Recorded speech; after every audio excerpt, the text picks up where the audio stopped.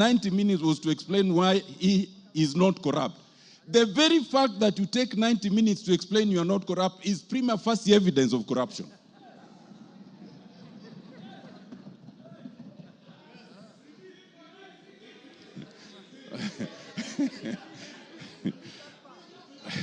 Mr. Speaker, for one who is not corrupt, you can explain it in a sentence, period. To take 90 minutes is in itself prima facie evidence that there's corruption.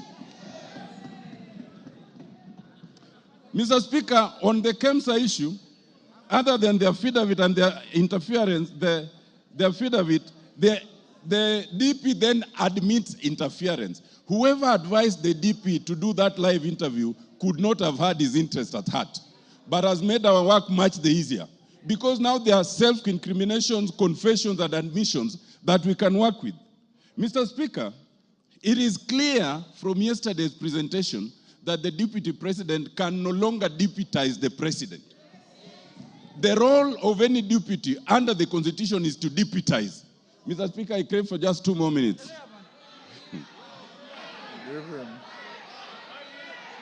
So that, Mr. Speaker, even the fact,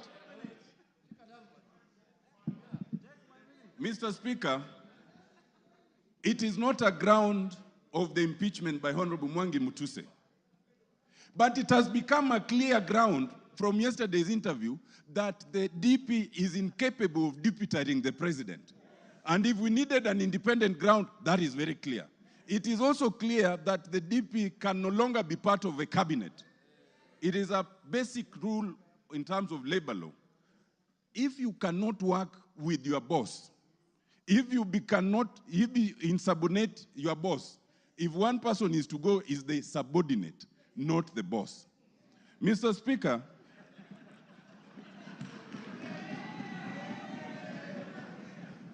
Mr. Speaker, I want to just close by addressing one issue, and it bears address.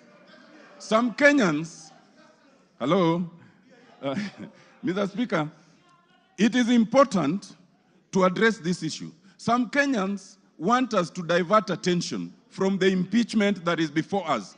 There's only one impeachment motion before us, and it's in respect of the deputy president. Now, some people have said, Kufa Makanga, Kufa Dereva. Now, let me explain to you. First of all, when you say Kufa Dereva, Kufa Makanga, you must remember that in that bus there are passengers.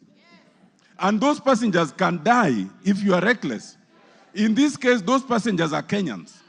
We as parliament must navigate that issue so carefully that the passengers called Kenyans remain safe.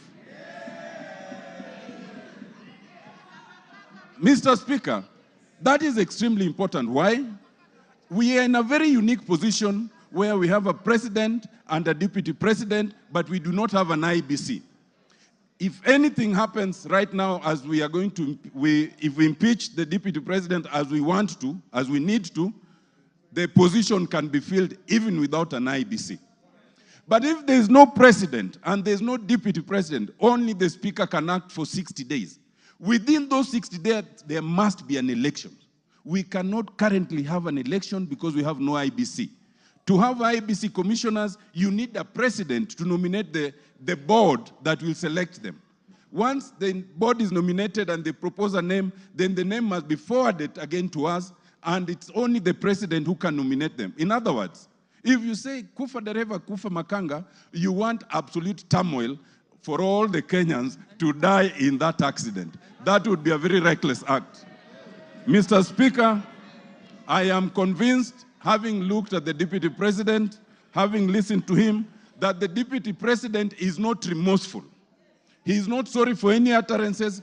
He is not prepared to change. He is a man who must be saved from himself by impeachment. Thank you, Mr. Speaker. I support.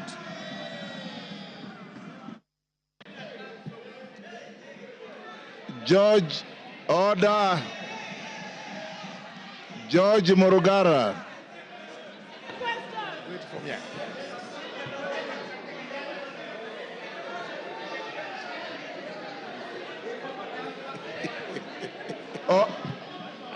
Order, order. Order, honorable members, order. Order, Bensouda. Freeze. Freeze where you Order. are. Order, members.